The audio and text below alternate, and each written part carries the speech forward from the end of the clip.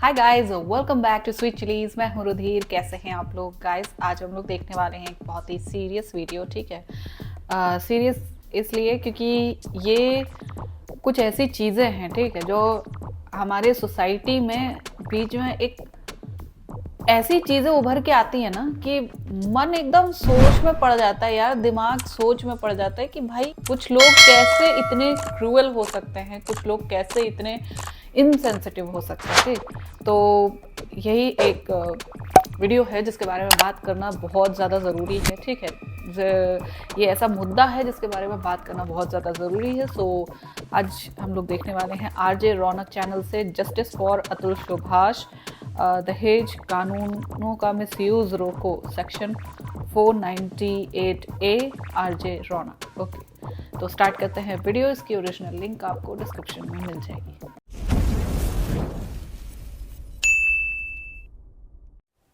दोस्तों, बेंगलुरु में जॉब करने वाले 34 साल के अतुल सुभाष के केस ने पूरे देश को हिलाकर रख दिया है। मुझे याद नहीं आता लास्ट टाइम किसी एक मामले पर लोगों को इतना गुस्सा और लोगों का इतना इमोशन एक साथ मैंने कब देखा था। पूरे सोशल मीडिया पर इस मामले पर ओपिनियन और इमोशन की बाढ़ आ रखी है।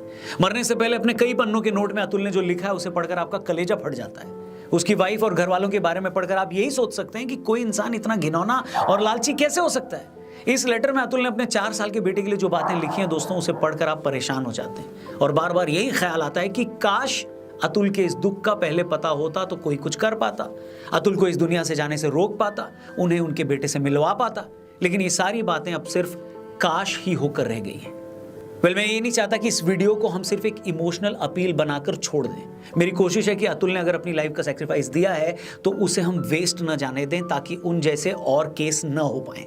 तो इससे पहले कि मैं इस बात पर आऊं कि अतुल सुभाष के केस में क्या गलत हुआ और क्या कुछ ठीक किया जा सकता था, एक बार पहले ये जान लें कि मामला क्या है।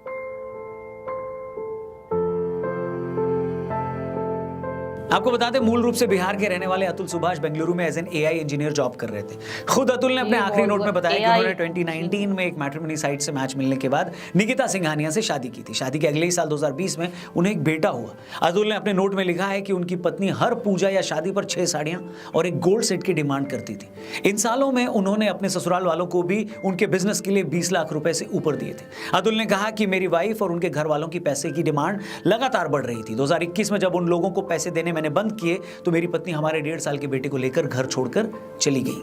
अतुल ने इसके बाद जब अपनी पत्नी से तलाक मांगा तो उसकी वाइफ ने दहेज समेत अलग अलग सेक्शन में अतुल पर 9 केस दर्ज करा दिए। अतुल की वाइफ ने जानबूझकर उन्हें परेशान करने के लिए सारे केस यूपी के जौनपुर में दर्ज करा दिए, जबकि वो खुद भी जौनपुर में नहीं रहती थी। अतुल को पिछले 2 सालों में 50 बार से ज्यादा बार जौनपुर आना पड़ा। पहले उनकी पत्नी ने अतुल से उनके बच्चे के लिए 40,000 के मेंटेनेंस की डिमांड की और अपने लिए 1 करोड़ रुपए हर्जाना मांगा। जब अतुल 40,000 देने के लिए रेडी हो गए तो अतुल की बीवी ने हर्जाने की रकम बढ़ाकर 3 करोड़ कर दी। अतुल ने इस बात की शिकायत जब जज से की तो जज ने उल्टा अतुल को कहा कि तुम्हारे पास इतने पैसे होंगे तभी तो वो मांग रही है। मगर अब मैं जो आपको बताने जा रहा हूं उसे सुनकर आपके होश उड़ जाएंगे। अतुल ने कोर्ट में जज को जब यह बताया कि एनसीआरबी का डेटा बताता है कि दहेज के झूठे केसों के चलते कितने ही मर्द हर साल सुसाइड करते हैं, तो अतुल की बीवी या सास ने कहा कि ऐसा है तो तुम क्यों नहीं सुसाइड कर लेते। आखिरी सुनवाई के वक्त जब अतुल जौनपुर गए तो उन्हें देखकर उनकी सास ने कहा कि अरे तुम अभी जिंदा कैसे हो, हमें तो लगा कि तुमने सुसाइड कर ली होगी।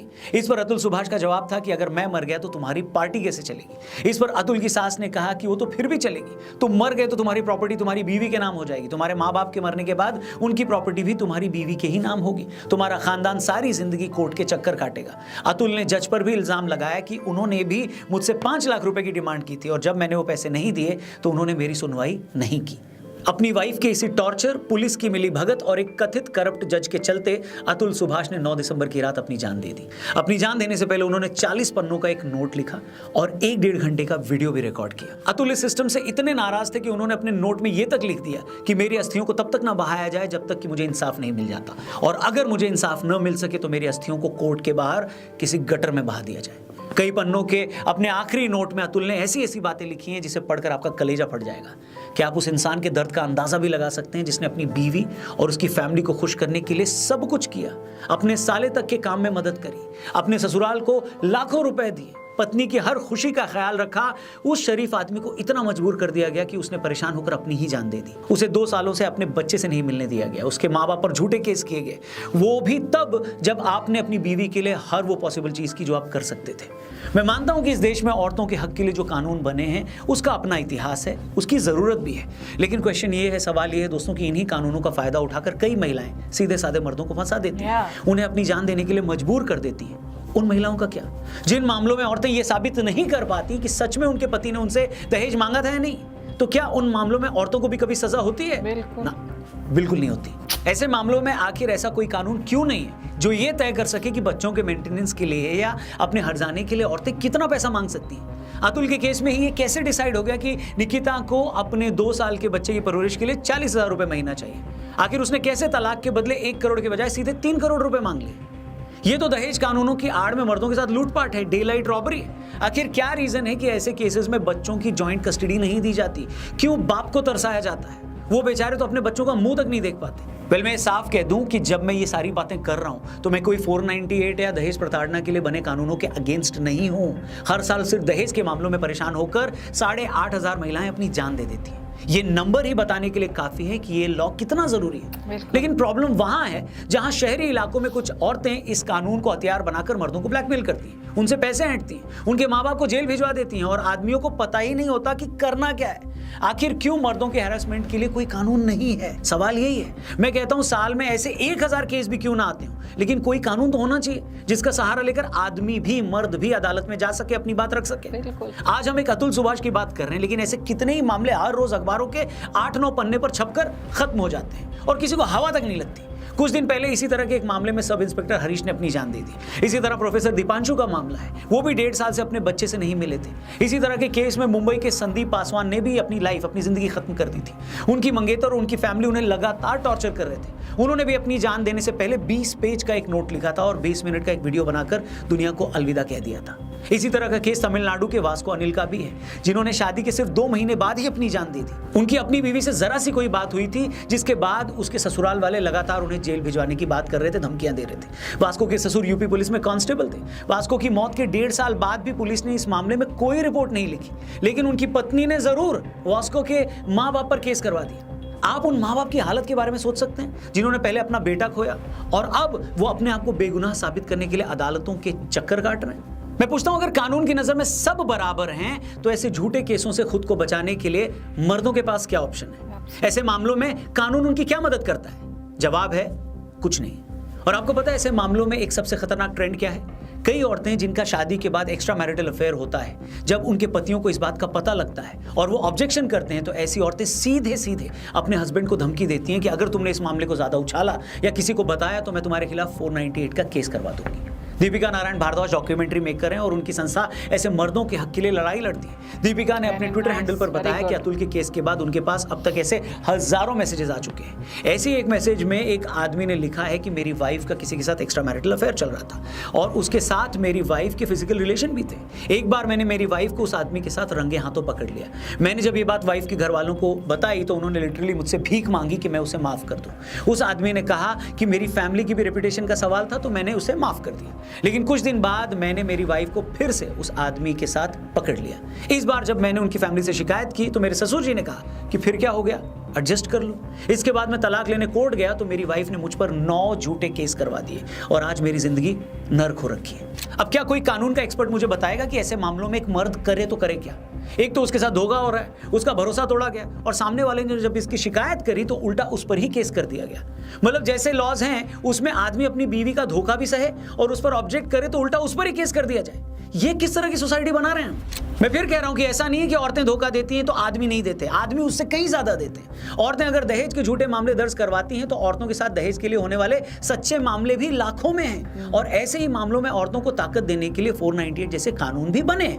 लेकिन फिर सवाल यही आता है कि अगर औरत भी आदमी की तरह चालाक है, धोखेबाज है, लालची है तो ऐसे मामलों में यही कानून आदमी को यानी मर्द को क्या ताकत देता है? इसका जवाब है कुछ नहीं।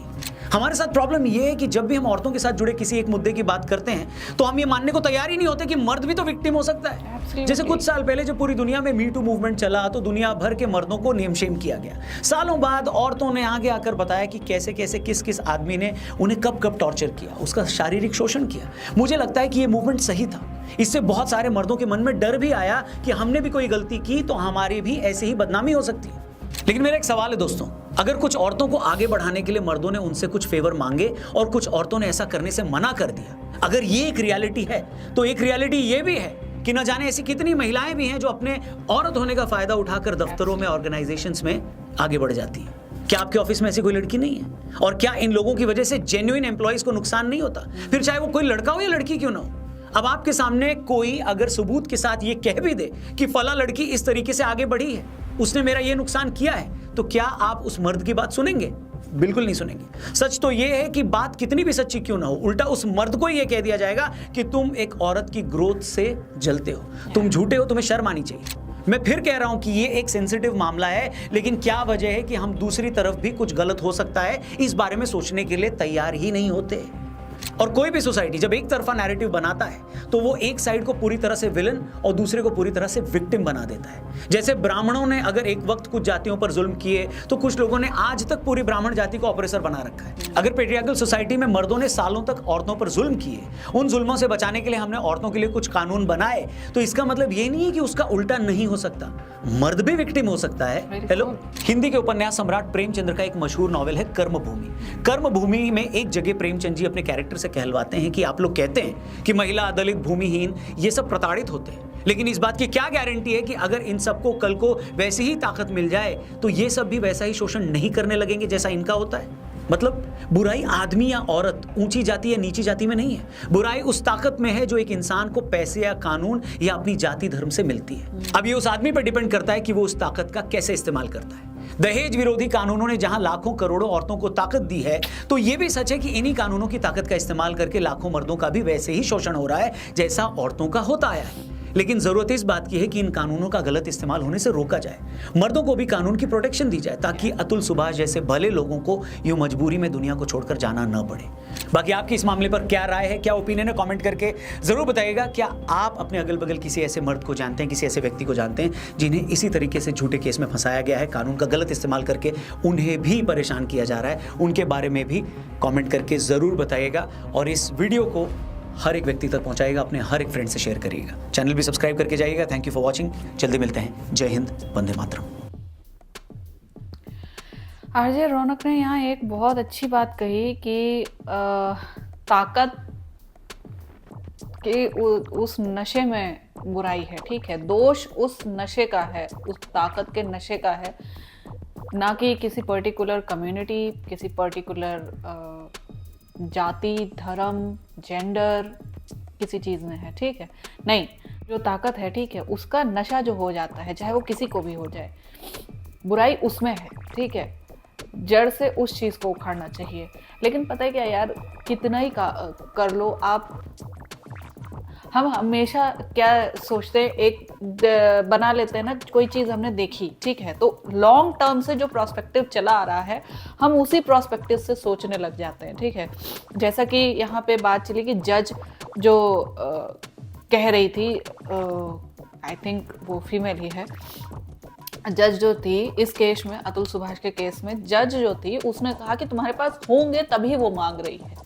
उस चीज का कोई प्रूफ नहीं मांगा उसने, बस अपना एक प्रोस्पेक्टिव था जो उसने थोप दिया कि हाँ तुम्हारे पास होंगे पैसे तभी तो मांग रही है। How can you say that, ठीक है, इतना केयरलेस कोई कैसे हो सकता है।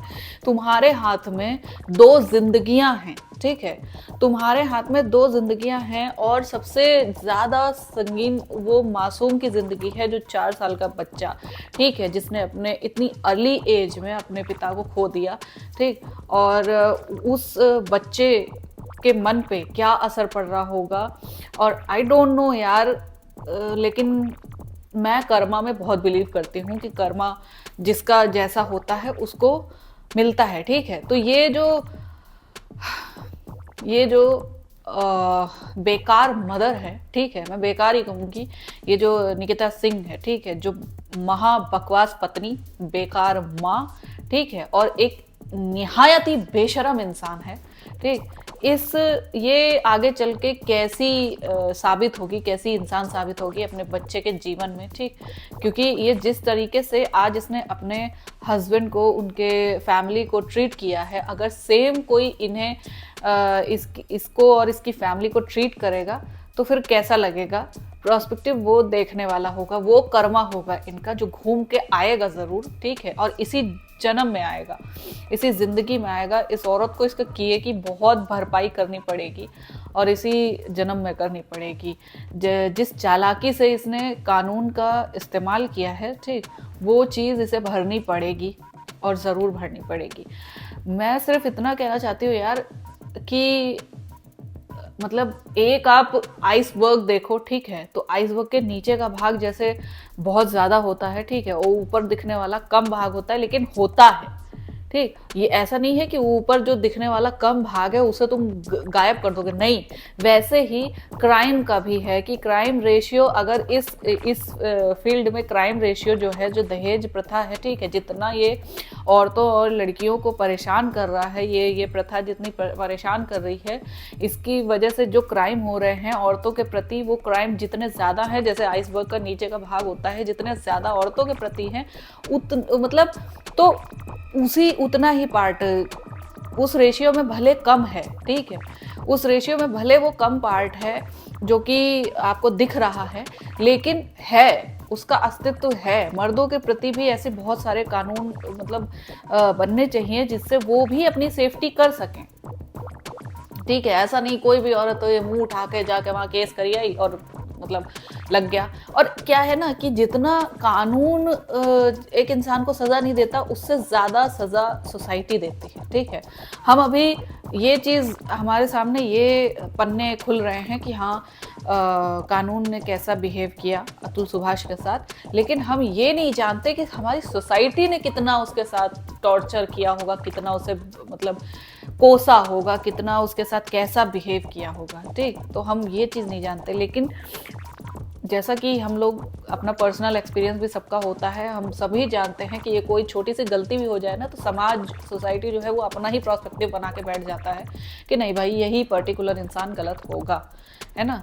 तो ऐसा नहीं होता हर बार।